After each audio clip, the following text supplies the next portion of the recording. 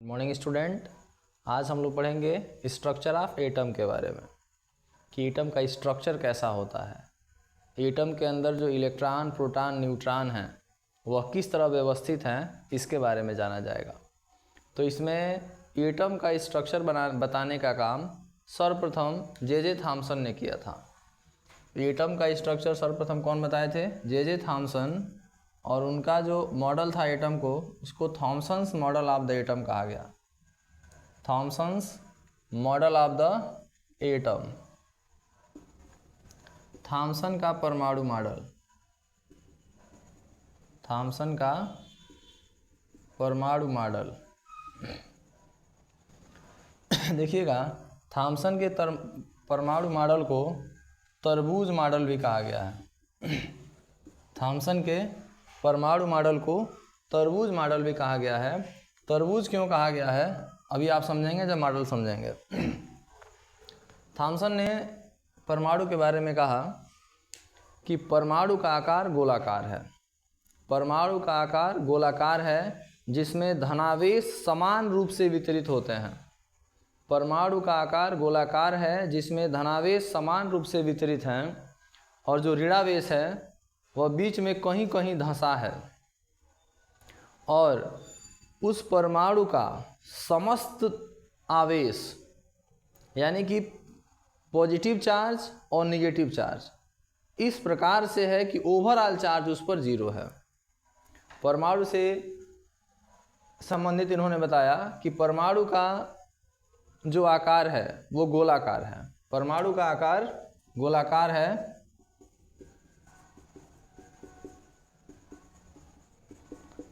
परमाणु का आकार गोलाकार है जिसमें धनावेश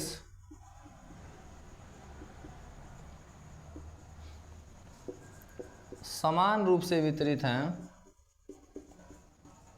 समान रूप से वितरित हैं और ऋणावेश कहीं कहीं धंसे हैं। अंग्रेजी में क्या बोलेंगे इसको? Atom is spherical in shape. Atom is spherical in shape in which positive charge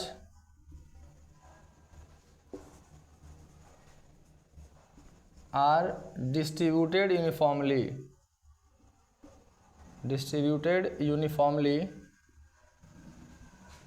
and negative charge are embedded in it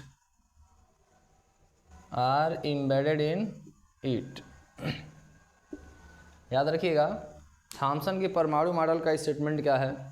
Thompson ने अपने परमाणु मॉडल में बताया कि परमाणु जो है उस परमाणु का आकार गोलाकार है और उसमें जो धनावेश हैं यानी जो पॉजिटिव चार्ज हैं वह इक्वली समान रूप से हर जगह वितरित हैं और उसमें जो निगेटिव चार्ज हैं वो बीच में कहीं कहीं धंसे हैं। चूँकि यह संरचना मैच कर रही है तरबूज की संरचना से कि तरबूज का आकार लगभग गोलाकार है जिसमें जो खाने वाला हिस्सा है, रेड वाला पार्ट जो हम लोग ईट करते हैं, जो खाने वाला हिस्सा है वो समान रूप से हर जगह वितरित होता है और उसमें तरबूज का जो बीज है वो बीच में कहीं कहीं धंसा है। तो तुलना किया गया कि तरबूज में जो खाने वाला हिस्सा है वह धनावेश है और तरबूज में जो बीज धंसा हुआ है उसका तुलना कर दिया गया नेगेटिव चार्ज से, इलेक्ट्रॉन से। इसीलिए थॉमसन के मॉडल को तरबूजा मॉडल कहा गया। थॉमसन के मॉडल को तरबूज मॉडल कहने का सिर्फ यही कारण है कि थॉमसन का परमाणु मॉडल मैच करता है तरबूज की संरचना से कि जिस प्रकार तरबूज में उसका आकार गोलाकार है और उसमें जो खाने वाला हिस्सा है वो समान रूप से वितरित है और जो बीज है वो कहीं कहीं धंसा हुआ है, ठीक उसी प्रकार परमाणु का आकार गोलाकार है, उसमें उसका धनावेश हर जगह समान रूप से वितरित है और जो ऋणावेश है वो बीच बीच में कहीं कहीं से धंसा हुआ है। चूँकि इसमें एक स्टेटमेंट ये भी था कि थॉमसन साहब ने बताया कि ओवरऑल चार्ज परमाणु का न्यूट्रल होता है। परमाणु पर कुल आवेश जो है, चाहे नेट आवेश हम कह सकते हैं, परमाणु का नेट आवेश 0 है। यानी कि all atoms are electrically neutral. Atoms जो है वो इलेक्ट्रिकली न्यूट्रल हैं, उनके ऊपर कोई चार्ज नहीं है। पॉजिटिव चार्ज और नेगेटिव चार्ज इस तरह हैं कि ओवरऑल एक दूसरे को न्यूट्रलाइज कर दे रहे हैं और उस पर ऊपर कुल चार्ज जो है वो 0 हो जा रहा है। ये था थॉम्सन का परमाणु मॉडल। थॉम्सन के परमाणु मॉडल को टेस्ट करने के लिए रदरफोर्ड के शिष्यों ने एक एक्सपेरिमेंट किया, एक प्रयोग किया, जिस प्रयोग में सोने के पतले पन्नी के ऊपर से अल्फा कणों की बमबारी कराई गई। सोने के पतले पन्नी के ऊपर से अल्फा कणों की बमबारी कराई गई और उस प्रयोग को अल्फा कण प्रकीर्णन प्रयोग कहा गया। अल्फा कण प्रकीर्णन प्रयोग में सोने का ही क्यों चयन किया गया, यह क्वेश्चन है कि आखिर रदरफोर्ड तथा उनके विद्यार्थियों ने अपने प्रयोग के लिए सोने का ही चयन क्यों किया, गोल्ड का ही सिलेक्शन क्यों किया। तो उसके लिए 2 कारण याद रखिएगा। पहला कारण है कि गोल्ड जो है उसका एटॉमिक नंबर ज़्यादा है, और एटॉमिक नंबर ज़्यादा है तो ऐसे केस में उसका न्यूक्लियस का साइज़ थोड़ा बड़ा होगा। और दूसरा कारण कि गोल्ड की मैलिएबिलिटी सबसे ज़्यादा होती है। गोल्ड में आघात वर्धनीयता का गुण सबसे अधिक पाया जाता है, यानी कि गोल्ड को पीट कर पतले चादर के रूप में बनाना आसान था। तो सोने की आघात वर्धनीयता का गुण और उसके न्यूक्लियस के साइज का बड़ा होने का कारण था कि उसी का सिलेक्शन किया गया अपने प्रयोग के लिए। तो अगर पूछा जाए कि अल्फा कण प्रकीर्णन प्रयोग क्या है, तो हम बताएंगे कि सोने के पतले पन्नी पर अल्फा कणों का बमबारी कराया गया, और अल्फा कणों का ये जो बमबारी कराया गया इसे ही अल्फा कण प्रकीर्णन प्रयोग कहा गया। अल्फा कण प्रकीर्णन प्रयोग में हम पढ़ते हैं कि क्या ऑब्जर्वेशन देखा गया और उन ऑब्जर्वेशन के आधार पर कौन कौन से कंक्लूजन दिए गए। तो हम अगला हेडिंग पढ़ेंगे अल्फा कण प्रकीर्णन प्रयोग।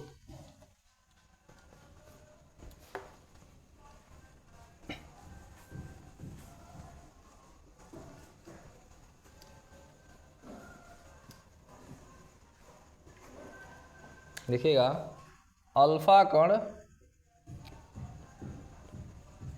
प्रकीर्णन प्रयोग, अल्फा कण प्रकीर्णन प्रयोग, alpha particle scattering experiment, alpha particle scattering experiment. Alpha particle scattering experiment पूछा जाए कि क्या है ये, तो सोने के पतले पन्नी पर on thin foil of gold, सोने के पतले पन्नी पर अल्फा कणों की बमबारी कराई गई। क्यों अल्फा कणों की बमबारी कराई गई? क्योंकि अल्फा कण जो होते हैं इनकी प्रकृति होती है धनात्मक। अल्फा कणों की धनात्मक प्रकृति के कारण यह टेस्ट करने के लिए उनको भेजा गया सोने के पतले पन्नी पर कि क्या वास्तव में परमाणु के अंदर धनावेश हर जगह समान रूप से वितरित है कि नहीं। और इसीलिए अल्फा कण को भेजा गया ताकि यह जाना जा सके कि अगर धनात्मक आवेश हर जगह होंगे तो वह पॉजिटिवली चार्ज अल्फा पार्टिकल को रिपल करेंगे, प्रतिकर्षित करेंगे, जिसके वजह से उसका जो पाथवे है वो डेविएट होगा, वो अपने रास्ते से विचलित होगा। तो अल्फा कण प्रकीर्णन प्रयोग में पूछा जाए कि प्रयोग है क्या, तो प्रयोग क्या है, तो सोने के पतले पन्नी पर अल्फा कणों को गुजारा गया, इसी प्रयोग को अल्फा कण प्रकीर्णन प्रयोग कहा गया। अल्फा कण प्रकीर्णन प्रयोग में 2 क्वेश्चन बनता है कि क्यों सोने का ही सिलेक्शन किया गया इस प्रयोग के लिए, दूसरा कि अल्फा कण का क्यों यूज किया गया। तो सोने को इसलिए चयन किया गया क्योंकि सोने के अंदर 2 विशेष गुण है। पहला गुण है कि उसका नाभिकीय आकार बड़ा है क्योंकि उसकी परमाणु क्रमांक अधिक हैं। दूसरी चीज़ कि उसके अंदर आघात वर्धनीयता का गुण अधिक है। आघात वर्धनीयता के गुण से मतलब है कि उसको पीट कर पतले चादर के रूप में बनाना आसान है, तो इसलिए उसका प्रयोग किया गया। दूसरी चीज़, अल्फा कण का प्रयोग क्यों किया गया, क्योंकि अल्फा कण जो हैं वह धनात्मक प्रकृति के हैं, और जब हम धनात्मक कणों को ऐसे सबस्टांस से गुजारें जो ऑलरेडी धनात्मक हो तो उनके बीच में प्रतिकर्षण होना चाहिए, यही टेस्ट करने के लिए प्रयोग किया गया। तो प्रयोग का ऑब्जर्वेशन क्या था, वह ऑब्जर्वेशन हमें समझना है। अल्फा कण प्रकीर्णन प्रयोग में क्या चीज़ ऑब्जर्व किया गया, प्रेक्षण क्या है उसका। तो ऑब्जर्वेशन में सबसे पहला ऑब्जर्वेशन था कि अधिकांश अल्फा कण बिना विक्षेपित हुए अपने मार्ग में सीधे सीधे निकल गए। अधिकांश अल्फा कण बिना विक्षेपित हुए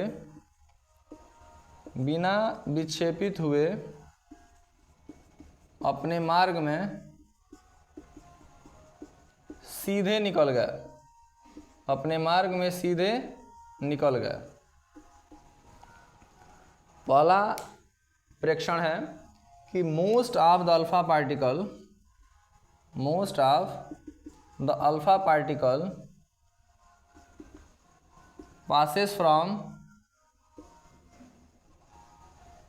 thin foil of gold without any deviation।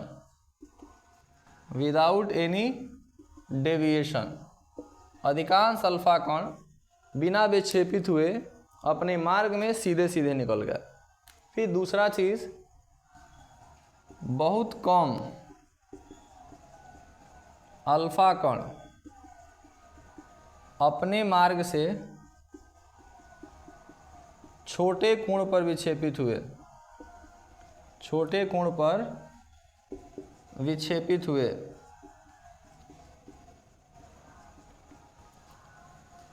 Some of the alpha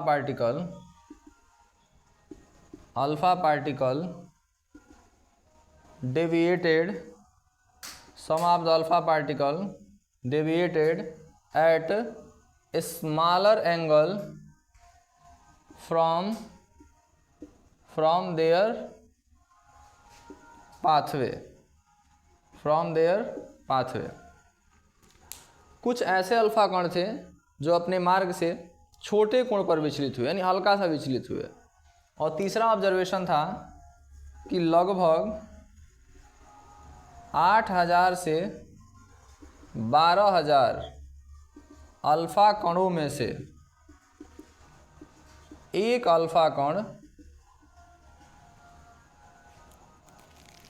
90 अंश से अधिक कोण पर विचलित हुआ। 90 अंश से अधिक कोण पर विचलित हुआ। Almost one alpha particle deviated at larger angle amongst 8000 to 12000 alpha particle, यानी 8000 से लेकर के 12000 अल्फा कणों में से केवल एक अल्फा कण ऐसा हो रहा था जो 90 अंश से अधिक कोण पर विक्षेपित हो रहा था। तो मुख्य रूप से यह 3 प्रेक्षण देखे गए थे अल्फा कण प्रकीर्णन प्रयोग में। अल्फा कण प्रकीर्णन प्रयोग का पहला प्रेक्षण था कि अधिकांश अल्फा कण बिना विक्षेपित हुए, बिना विचलित हुए अपने मार्ग में सीधे सीधे निकल जा रहे थे। दूसरा था कि बहुत कम ऐसे अल्फा कण थे जो अपने मार्ग में छोटे कोण पर विचलित हो रहे थे। और तीसरा देखा गया कि लगभग 8000 से लेकर के 12000 अल्फा कणों को एक साथ भेजा जाए तो उसमें से एक अल्फा कण ऐसा था जो 90 अंश से अधिक कोण पर विचलित होता था। तो इन प्रेक्षणों के आधार पर निष्कर्ष निकाला गया, और निष्कर्ष में पहला निष्कर्ष था कि अधिकांश अल्फा कण सीधे सीधे निकल गए बिना विक्षेपित हुए। इसका कारण यह है कि परमाणु के अंदर अधिकांश स्थान खाली होता है। परमाणु के अंदर अधिकांश स्थान खाली होने के कारण अधिकांश अल्फा कण बिना विचलित हुए सीधे निकल गए।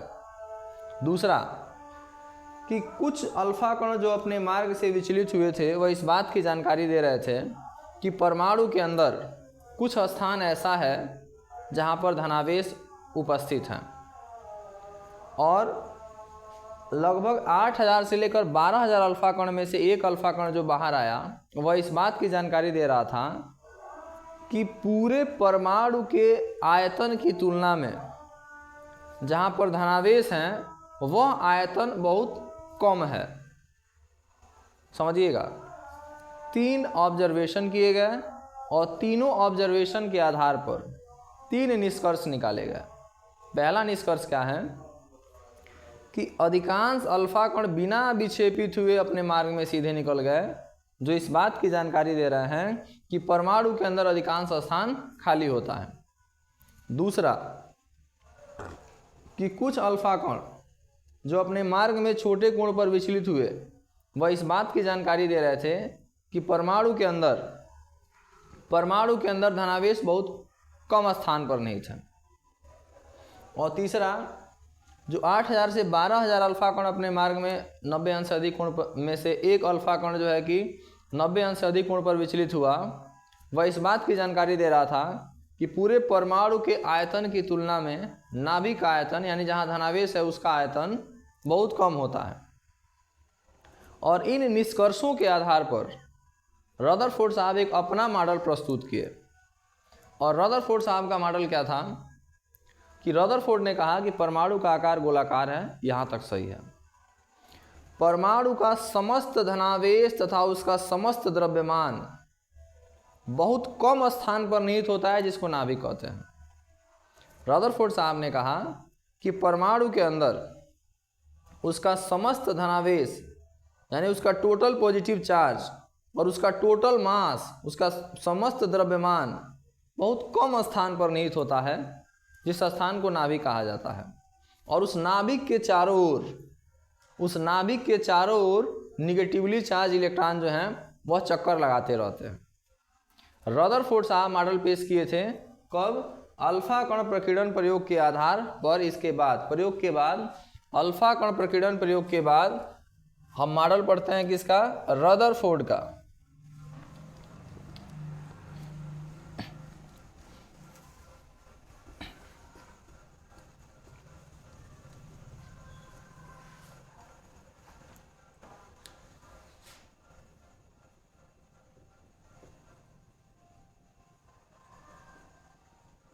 रदरफोर्ड का परमाणु मॉडल,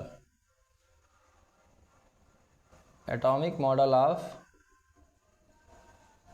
मॉडल ऑफ रदरफोर्ड।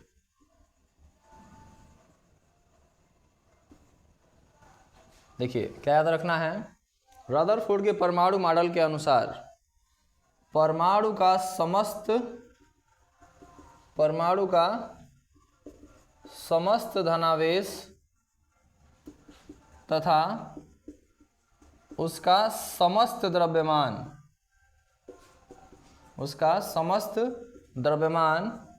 बहुत अल्प स्थान पर निहित होता है, जिसे नाभिक कहते हैं, तथा नाभिक के चारों ओर इलेक्ट्रॉन विभिन्न कक्षाओं में चक्कर लगाते रहते हैं। समझिएगा, total positive charge and total mass of an atom is located at very small volume known as nucleus, and electron revolves around nucleus।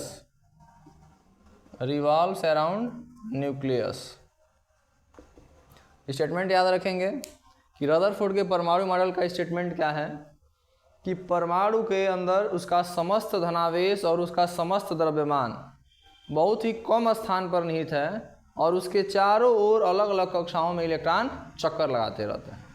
फिर यहाँ से आपको एक और चीज़ बताया जाए, रदरफोर्ड साहब कहे थे कि परमाणु के अंदर जो धनावेश हैं उन धनावेश और इलेक्ट्रॉन के बीच में, धनावेश और इलेक्ट्रॉन के बीच में इलेक्ट्रोस्टैटिक फोर्स ऑफ अट्रैक्शन लगता है, स्थिर वैद्युत आकर्षण बल लगता है। स्थिर वैद्युत आकर्षण बल लगता है किसके किसके बीच में? परमाणु के न्यूक्लियस के बीच में और इलेक्ट्रॉन के बीच में।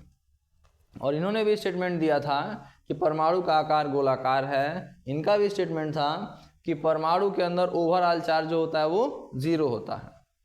फिर देखिएगा परमाणु मॉडल में यह दोष पाया गया, परमाणु मॉडल में यह दोष पाया गया रदरफोर्ड के कि यह स्टेबिलिटी ऑफ एटम को एक्सप्लेन नहीं कर पाए। स्टेबिलिटी ऑफ एटम से मतलब है परमाणु के अस्थायित्व की व्याख्या नहीं कर पाए। परमाणु के अस्थायित्व से क्या मतलब है? मैक्सवेल का रूल है, प्लैंक मैक्सवेल का रूल है कि अगर कोई धनावेशित कण, यदि कोई धनावेशित कण लगातार त्वरित गति कर रहा हो तो त्वरित गति करने के दौरान वह विकिरण उत्सर्जित करता है। और हम जानते हैं कि इलेक्ट्रॉन आवेशित है और जो वृत्तीय गति होता है वह एक तरह की त्वरित गति होता है। और इलेक्ट्रॉन जब आवेशित है और त्वरित गति कर रहा है तो अभी विकिरण का उत्सर्जन करेगा और उस समय लगातार उसकी ऊर्जा घटती जाएगी।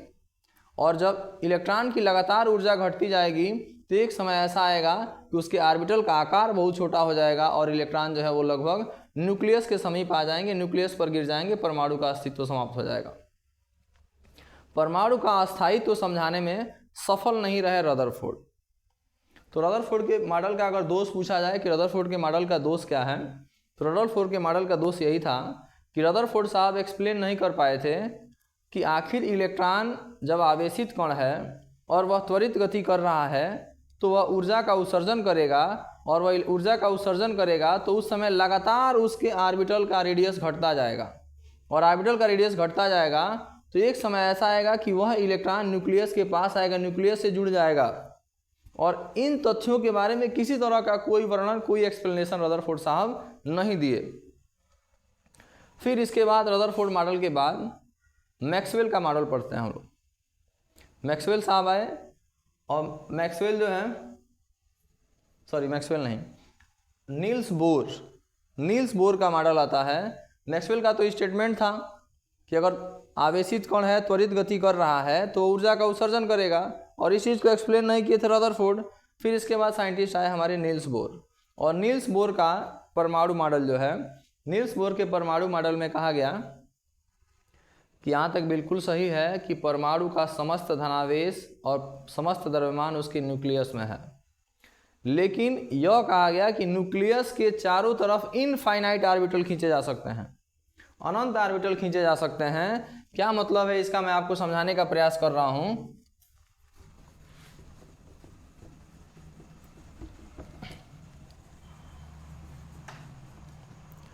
यदि यह न्यूक्लियस है, पॉजिटिव चार्ज है, तो इस न्यूक्लियस के चारों तरफ हम अगर सर्कुलर ऑर्बिटल ड्रा करना चाहें तो हम इनफाइनाइट सर्कुलर ऑर्बिटल ड्रा कर सकते हैं। लेकिन नील्स बोर साहब ने यह कहा था कि परमाणु नाभिक के चारों तरफ इनफाइनाइट ऑर्बिटल पॉसिबल है, लेकिन सभी ऑर्बिटलों में इलेक्ट्रॉन चक्कर नहीं लगाते हैं। इलेक्ट्रॉन केवल उन्हीं ऑर्बिटलों में चक्कर लगाते हैं जिनका कोणीय संवेग का मतलब है एंगुलर मोमेंटम, जिनका एंगुलर मोमेंटम यानी कि mvr का वैल्यू NH/2π के इक्वल होता है, जहां n का वैल्यू हो सकता है 1 2 3 4 कुछ भी, और h क्या है? प्लैंक कांस्टेंट है, प्लैंक नियतांक है। नील्स बोर साहब ने कहा कि परमाणु नाभिक के चारों तरफ असंख्य ऑर्बिटल संभव हैं, लेकिन सभी ऑर्बिटलों में इलेक्ट्रॉन चक्कर नहीं लगाते हैं। इलेक्ट्रॉन केवल उन्हीं ऑर्बिटलों में चक्कर लगाते हैं जिनका एंगुलर मोमेंटम NH/2π के बराबर होता है, जहां n का वैल्यू 1 2 3 4 वह एनर्जी लेवल को रिप्रेजेंट करता है, जिसको कोस कहते हैं। हम लोग सेल पढ़ते हैं, क्वांटम नंबर जब पढ़ाया जाएगा तो सेल वहाँ पढ़ाया जाता है कि यह जो n है यह नंबर ऑफ सेल को रिप्रेजेंट करता है, और n का वैल्यू 1 2 3 4 कुछ भी हो सकता है। तो नील्स बोर ने कहा कि जो इलेक्ट्रॉन ऐसे ऑर्बिटल में चक्कर लगाएगा जिसका एंगुलर मोमेंटम NH/2 होगा, उस ऑर्बिटल को स्टेबल ऑर्बिट कहेंगे, और स्टेबल ऑर्बिट में जब इलेक्ट्रॉन चक्कर लगा रहा होगा तो वह किसी तरह के विकिरण का उत्सर्जन नहीं करेगा। नील्स बोर साहब ने कहा कि परमाणु नाभिक के चारों ओर असंख्य ऑर्बिटल संभव हैं, लेकिन सभी ऑर्बिटलों में इलेक्ट्रॉन चक्कर नहीं लगाते हैं। इलेक्ट्रॉन केवल उन्हीं ऑर्बिटलों में चक्कर लगाते हैं जिनका एंगुलर मोमेंटम NH/2 के बराबर होता है, जहां n का वैल्यू 1, 2, 3, 4 वो अलग अलग एनर्जी लेवल को रिप्रेजेंट करता है, जिसे सेल बोलते हैं। फिर देखिएगा, इन्होंने कहा कि जिसका भी एंगुलर मोमेंटम NH/2 होगा वह ऑर्बिटल स्टेबल ऑर्बिटल होगा, और स्टेबल ऑर्बिटल में इलेक्ट्रॉन चक्कर लगाते समय ऊर्जा का उत्सर्जन नहीं करेगा। फिर इनका अगला स्टेटमेंट था कि इलेक्ट्रॉन अगर एक एनर्जी लेवल को छोड़कर दूसरे एनर्जी लेवल में जाता है तो उस समय या तो वह ऊर्जा का उत्सर्जन करेगा या तो ऊर्जा का अवशोषण करेगा। अगर अधिक ऊर्जा स्तर से कम ऊर्जा स्तर में आ रहा है तो ऊर्जा को उत्सर्जित करेगा, और कम ऊर्जा स्तर से अधिक ऊर्जा स्तर में जा रहा है तो उस समय ऊर्जा को अवशोषित करेगा। तो इस प्रकार नील्स बोर साहब का जो मॉडल है वो अभी तक सर्वमान्य है। इनमें भी कुछ त्रुटियां हैं जिसके बारे में अगले वीडियो में एक्सप्लेन कर दूंगा।